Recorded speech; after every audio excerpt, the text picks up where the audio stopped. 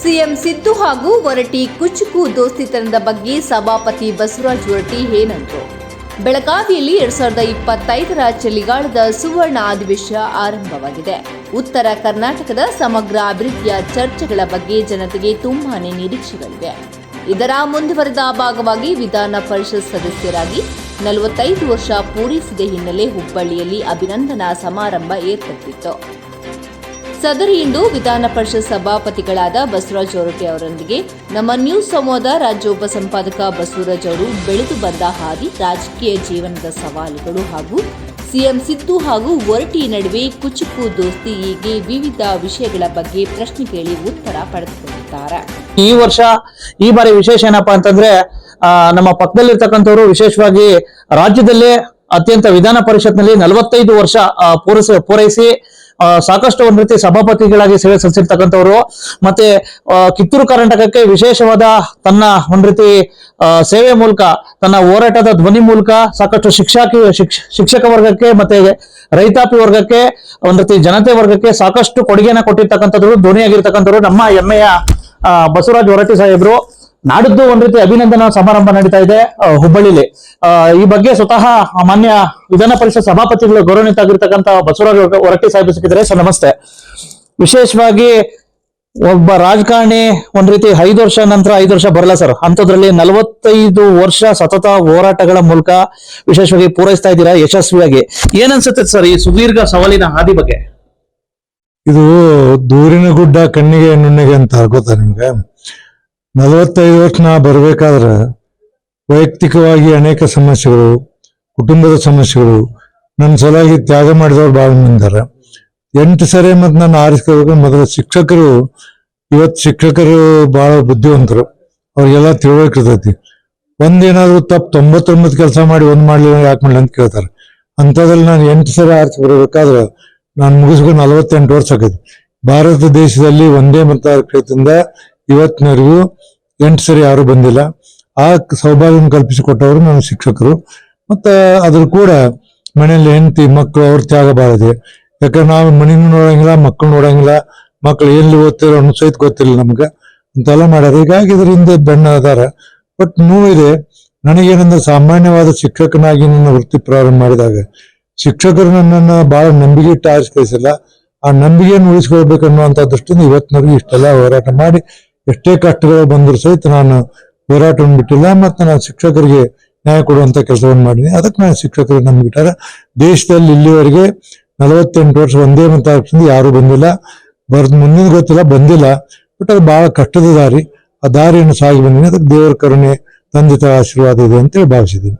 Sir, ಈಗ ವಿಶೇಷವಾಗಿ ತಾವು ಚಿಕ್ಕ ವಯಸ್ಸಾಗಿ ಏನಾದ್ರು ಕಂಡಿದ್ರ? ವಿಶೇಷವಾಗಿ ನಾನು ವಿಧಾನ ಪರಿಷತ್ ಸದಸ್ಯ ಆಗ್ತೀನಿ, 45 ವರ್ಷ ಪೂರೈಸ್ತೀನಿ, ಸಭಾಪತಿ ಆಗ್ತೀನಿ, ಸಾಕಷ್ಟು ಒಂದ್ ರೀತಿ ಶಿಕ್ಷಕರ ಸೇವೆ ಮತ್ತೆ ಈ ಕಡೆ ಭಾಗದ ಸೇವೆ ಮಾಡ್ತೀನಿ ಅಂತ ಕನಸು ಕಂಡಿದ್ರ? ನನ್ನ ಕನಸಿನ ಕಂಡಿಲಿಕ್ಕೆ ಸಾಧ್ಯನೇ ಇಲ್ಲ. ನಾನು ಸ್ವಲ್ಪ ಕಾಲೇಜಲ್ಲಿ ಇದ್ದಾಗ ಜನರಲ್ ಸೆಕ್ರೆಟರಿ ಆಗಿದ್ದೆ, ಹೋರಾಟ ಮಾಡ್ತಿದ್ದೆ. ಆಕಸ್ಮಿಕವಾಗಿ ನೌಕರಿ ಮಾಡುವಂತ ಪರಿಸ್ಥಿತಿ ನಿರ್ಮಾಣ ನಮ್ಮ ತಂದೆಯವರು ಹೋದ ನಂತರ. ಅವಾಗಲ್ಲಿ ಆಗುತ್ತಿರುವಂತ ಅನ್ಯಾಯದ ವಿರುದ್ಧ ಹೋರಾಟ ಮಾಡಿದ್ವಿ. ಸಂಘಟನೆ ಕಟ್ಟಿ ಸಂಘಟನೆ ಮುಖಾಂತರ ಶಿಕ್ಷಕರಿಗೆ ನ್ಯಾಯ ಕೊಡಿಸುವಂತ ಕೆಲಸವನ್ನು ಮಾಡಿದ್ನಿ. ಒಂದ್ಸಲ ಒಂದು ಘಟನೆ ಆಯ್ತು, ಒಬ್ಬ ಶಿಕ್ಷಕ ಅನ್ಯಾಯ ಆಯ್ತು. ನನಗಿಂತ ಹಿಂದಿದ್ದವರು ಅವರು ಅದೇನ್ ದಾದ್ ಮಾಡ್ಲಿಲ್ಲ. ಅವಾಗ ಬಹಳಷ್ಟು ನೋವು ಶಿಕ್ಷಕರಿಗೆ. ಅವೊಂದು ಮಾತಂದೆ, ಮುಂದಿನ ಚುನಾವಣೆ ಬೇರೆ ತೋರಿಸ್ತೀವಿ ಅಂತ ಹೇಳಿ. ಆ ಒಂದು ಮಾತು ಇಲ್ಲಿ ತಂದ್ರು. ಇವತ್ತು ಆ ಮಾತಿನ ಕೊಟ್ಟೆ ಬೇರೆ ಹಂಗಾರ ಮುಂದೆ ಚುನಾವಣೆ ತೋರಿಸುತ್ತೆ. ನಾವೆಲ್ಲರಿಗೂ ಯಾರಿಗಾರ ಬೆಂಬಲ ಕೊಟ್ಟು ಅವ್ನು ಸೋಲಿಸ್ಬೇಕಂತ ಹೋದಾಗ ನಮ್ಗೆ ಎಲ್ಲರೂ ಯಾರ ಹೆಸರು ಸಹಿತ ಮಾಡಿ ಚಪ್ಪಾಳೆ ತಂದು ಕೂಡಿಸ್ಬಿಟ್ರು. ನನಗೆ ವಿಧಾನ ಪರಿಷತ್ನೂ ಗೊತ್ತಿರ್ಲಿಲ್ಲ, ಶಿಕ್ಷಣ ಮತದಾರ ಕ್ಷೇತ್ರನೂ ಜಾಸ್ತಿ ಗೊತ್ತಿರ್ಲಿಲ್ಲ. ಅಂಥದ್ರಲ್ಲಿ ಜನ ನನ್ನ ನಂಬಿಕೆ ಟಾರಿಸಿ 1980ನೇ ಇಸ್ವಿಯಲ್ಲಿ ಮೊಟ್ಟ ಮೊದಲಿಗೆ ಅವಾಗ ಬಳ್ಳಾರಿ, ಶಿವಮೊಗ್ಗ, ರಾಯಚೂರು, ಹಳೆ ಧಾರವಾಡ, ಗದಗ, ಹಾವೇರಿ ಇಷ್ಟು ಕಾನ್ಫಿಡೆನ್ಸ್ ಇದ್ದು ಎಲ್ಲ ಶಿಕ್ಷಕರು ನನ್ನ ನಂಬಿಕೆ ಟಾರಿಸಿ ಕಳಿಸಿದ್ರು. ಆ ನಂಬಿಕೆಯನ್ನು ಉಳಿಸ್ಕೊಳ್ಳೋಕೆ ಇವತ್ತಿನವರೆಗೂ ಹಗಲು ರಾತ್ರಿ ಪ್ರಯತ್ನ ಮಾಡ್ತಿರ್ತೀನಿ. ಹಾಗಾಗಿ ಇವತ್ತು ನನಗೆ ಜನ ಒಂದು ಏನು ಮಾಡಿದ್ರೆ, ನಾಳೆ 13ನೇ ತಾರೀಕಿನೂ ಸಹ ಧಾರವಾಡದಲ್ಲಿ ಪಕ್ಷಾತೀತವಾಗಿ ಕಾಂಗ್ರೆಸ್, ಬಿಜೆಪಿ, JDS ಸಾರ್ವಜನಿಕರು ಎಲ್ಲ ಕೂಡಿ ಸುಮಾರು 25,000 ಜನ ಕೂಡ ನಾನು ಸತ್ಕಾರ ಮಾಡ್ತಾರೆ. ಅಂಥದ್ದು ಜೀವನದಲ್ಲಿ ಒಂದೊಂದ್ಸರಿ ಸಿಗ್ತಿದೆ. ಅದಕ್ಕೆ ನಾನು ಯಾವಾಗಾದ್ರೂ ಜನರ ಬಗ್ಗೆ ಮತ್ತು ನಮ್ಮ ಶಿಕ್ಷಕರ ಬಗ್ಗೆ ಅಪಾರವಾದಂಥ ನಂಬಿಕೆ ಮಾತ್ರ ಇಟ್ಕೊಂಡಿನಿ. ನಾ ಹೇಳ್ತೀನಿ, ಯಾರಿಗಾದ್ರೂ ನಾ ಮಾತು ಕೊಟ್ಟರೆ ಮಾತಿನಿಂದ ಹಿಂದೆ ಹೋಗಂಗಿಲ್ಲ. ಇಲ್ಲಿ ನಡೆಸ್ಕೋತ ಬಂದು ಹಾಕಿದ್ರೆ ಹಾಕೋದಂತ ಆಗಿಲ್ಲ. ಹೀಗಾಗಿ ಜನ ನನ್ನ ಮೇಲೆ ಇಟ್ಟೇನು ವಿಶ್ವಾಸ ಇಲ್ಲ. ಆ ವಿಶ್ವಾಸವನ್ನು ಉಳಿಸ್ಕೊಂಡು ಹೋಗ್ಬೇಕಾದ್ರೆ ಬಹಳ ಕಷ್ಟದ ಕೆಲಸ. ಎಷ್ಟೇ ಕಷ್ಟ ಆದ್ರೂ ಉಳಿಸ್ಕೊಂಡು ಹೊಂಟೀನಿ. ದೇವರ ಆಶೀರ್ವಾದ, ತಂದೆ ತಾಯಿ ಆಶೀರ್ವಾದ ಅಂತ ಹೇಳ್ತೀನಿ. ತಾವು ಒಂದ್ ರೀತಿ ದೇವೇಗೌಡರ ಬತ್ತಳಿಕೆಯಲ್ಲಿ ಇದ್ ಮಾಡಿದ್ರಿ.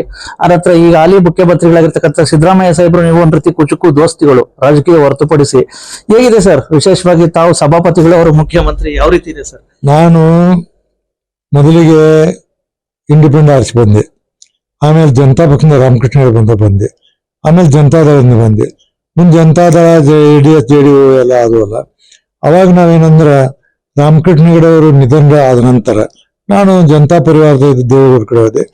ದೇವೇಗೌಡ ನನಗ ಕರೆದು ಮಂತ್ರಿ ಮಾಡಿದ್ರು. 2004ರಲ್ಲಿ ಕರೆದು ವಿಧಾನ ಪರಿಷತ್ತಿನವ್ರು ಮಂತ್ರಿಗೆ ಕೊಡಬಾರ್ದಂತಿದ್ರು, ನನ್ನ ಕರೆದು ಮಂತ್ರಿ ಮಾಡಿದ್ರು. ಅವ್ರು ಮಂತ್ರಿ ಮಾಡಿದಾಗ ಅವ್ರ ಹೆಸರು ಹೊಸ ಪ್ರಯತ್ನ ಮಾಡಿ ಬಂದೆ. ಅಲ್ಲಿಂದ ಇಲ್ಲಿವರೆಗೆ ಬಂದೆ. ಅವಾಗ ಸಿದ್ದರಾಮಯ್ಯ ನಾವು ಕೂಡ ಇರ್ತಿದ್ವು, ಜನತಾ ಪರಿವಾರದಾಗಿದ್ದು. ಅವಾಗ ಹಿಂಗ ಸ್ನೇಹಿತರಾಗಿದ್ದು, ಈಗ ಹಂಗ ಸ್ನೇಹಿತರಾಗಿದ್ವಿ. ಅವ್ರು ಮುಖ್ಯಮಂತ್ರಿ ನಾನು ಸಭಾಪತಿ ಇದ್ದೀನಿ. ಬಟ್ ಸ್ಥಾನಗಳು ಬೇರೆ. ಇವತ್ತು ನಾ ಬೆಳಿಗ್ಗೆ ಹೋದೆ ಸರ್ಕ್ಯೂಟ್ ಹೌಸ್ಗೆ ಹೋದಾಗ ಮಾಮೂಲಿ ಏನ್ ಪಾಮನ ಈಗ ಬಂದೇನ ಅಂತಂದ್ರು. ಹೌದು ಈಗ ಬಂದೆ. ಏನ್ ನೀನು ನಾನು ಬಿಟ್ಬಿಟ್ಟು ನಾಷ್ಟ ಮಾಡ್ತಿಲ್ಲ ಅಂದೆ. ಇಲ್ಲ ಬಾ ಇಬ್ರು ಕೂಡ ನಾಷ್ಟ ಮಾಡಿದ್ರು.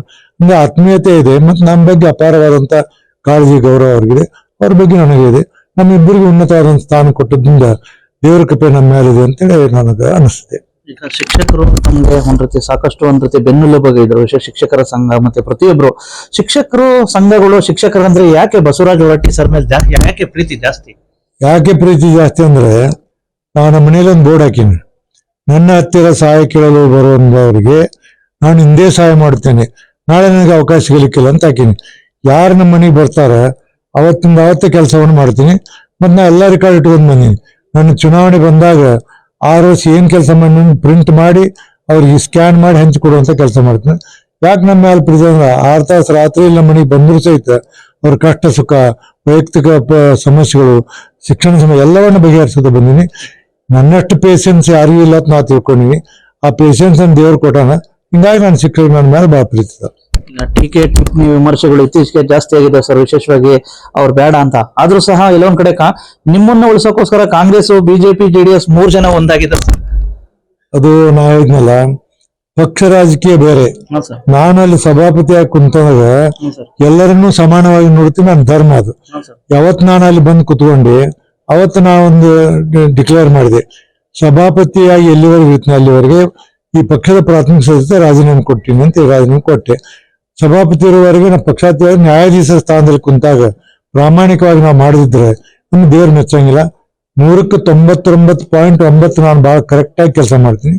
ಒಂದೊಂದ್ಸಲ ಸಣ್ಣ ಪುಟ್ಟ ಲ್ಯಾಪ್ಸಿಸ್ ಆಗಿರ್ಬೋದು. ಬಟ್ ಎಲ್ಲರೂ ನನ್ನ ಮೇಲೆ ಪ್ರೀತಿ ಇರೋದು, ಎಲ್ಲರನ್ನೂ ಬಹಳ ಪ್ರೀತಿ ಇರೋದನ್ನ ಕಾಣ್ತೀನಿ. ಹೊಸ ಬಂದವ್ರ ಮೇಲೆ ಚಾನ್ಸ್ ಕೊಡ್ತೀನಿ, ಹೆಣ್ಮಕ್ಳ ಮೇಲೆ ಚಾನ್ಸ್ ಕೊಡ್ತೀನಿ, ಎಲ್ಲರನ್ನು ಕೇಳ್ತೀನಿ, ಅಜೆಂಡಾ ಮುಗಿಸ್ತೀನಿ. ಈಗ ನೋಡಿ ಕಾಲಿಂಗ್ ಅಟೆನ್ಸ್ ಇತ್ತು. ಕಾಲಿಂಗ್ ಅಟೆನ್ಸ್ ಇದ್ದಾಗ ಒಬ್ರು ಕಾಲ್ ಮಾಡಬೇಕು, ಮಂತ್ರಿ ಉತ್ತರ ಮುಗಿದೋತು. ಬಟ್ ನಾವು 4-5-6 ಮಂದಿಗೆ ಮಾತಾಡಕೊಟ್ಟು ಈಗ ಅಂಬಿಗರ ಚೌಡ ಸಲುವಾಗಿ ಬಂತು. ಕಮಕ್ನು 4-5 ಸರಿ ನಾನೇ ಹೇಳಿದ್ದೆ ಇದನ್ನ ಮಾಡ್ಲೇಬೇಕಾಗುತ್ತದೆ ಅನ್ನುವಂತ ಮಾತು. ಹೀಗಾಗಿ ಎಲ್ಲರಿಗೆ ಏನಂದ್ರೆ ನಾನು ಒಬ್ಬ ಬೆನ್ನಿನಿಂದ ನಿಂತ್ಕೊಂಡು ಒಬ್ಬ ಹಿರಿಯನಾಗಿ ಅವ್ರಿಗೆಲ್ಲ ಸಹಾಯ ಸಹಕಾರ ಮಾಡೋದು ನನ್ನ ಮೇಲೆ ಪ್ರೀತಿ ವಿಶ್ವಾಸ ಇಟ್ಟಾರೆ. ಅದನ್ನು ಉಳಿಸ್ಕೊಂಡು ಹೊಂಟಿದ್ದೀನಿ. ಈ ಕಡೆ ಈ ಭಾಗದಲ್ಲಿ ಉತ್ತರ ಕರ್ನಾಟಕ ಸಮಗ್ರ ಅಭಿವೃದ್ಧಿ ಚರ್ಚೆ ಆಗ್ಬೇಕು ಅಂತ ನಡೆದಿತ್ತು. ಈ ಬಾರಿ ಎಲ್ಲ ಒಂದ್ ಕಡೆ ಪರಿಣಾಮಕಾರಿಯಾಗಿ ಚರ್ಚೆ ನಡೀತಾವ್ ಸರ್.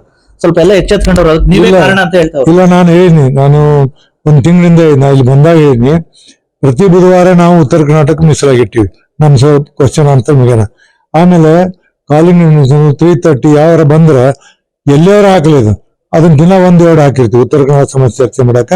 ಮತ್ತಿಷ್ಟೆಲ್ಲ 20 ಕೋಟಿ ನಾವು ಖರ್ಚು ಮಾಡಿ ಉತ್ತರ ಕರ್ನಾಟಕ ಕಲ್ಯಾಣ ಸಮಸ್ಯೆಗಳ ಬಗೆಹರಿದೇನು, ಅದಕ್ಕೋಸ್ಕರ ಏನೇನಾಗಿತ್ತು ಮಾತಿನ ತರಿಸಿನಿ, ಮಂತ್ರಿಗಳು ಹೇಳಿನಿ. ಅದಕ್ಕೆ ಉತ್ತರ ಕರ್ನಾಟಕದ ಸಮಗ್ರ ಅಭಿವೃದ್ಧಿ ಸಲುವಾಗಿ ಇದು ಸಾರ್ಥಕ ಆಗಲ್ಲ ಅನ್ನುವಂತ ದೃಷ್ಟಿಯಿಂದ ಬಹಳಷ್ಟು ಪ್ರಯತ್ನ ಮಾಡಾಗಿದೆ. ಅಭಿಮಾನಿಗಳು ಸಾಕಷ್ಟು ಸನ್ಮಾನ ಮಾಡ್ತಾವ್ರೆ. ಮುಂದೆ ಏನ್ ಮತ್ತೆ ಕುಸ್ತಿಗೆ ಇದಾಗ್ತಿರೋ ಅಥವಾ ಹೆಂಗೆ ಸರ್? ನೋಡು, ಇನ್ನೂ 3 ವರ್ಷ ಇದೆ, ಕಾಲ ಬಂದ ನೋಡು. ಇವಿಷ್ಟು ಒಟ್ಟಾಗಿ ಗೊತ್ತಾಯ್ತಲ್ಲ. ಮನೆ ಗೌರವಾನ್ವಿತ ಸಭಾಪತಿಗಳಾಗಿರ್ತಕ್ಕಂಥ ಶ್ರೀ ಬಸವರಾಜ ಹೊರಟ್ಟಿ ಸಾಹೇಬ್ರ ಅಭಿಪ್ರಾಯ. ನಮಸ್ಕಾರ. Thank you.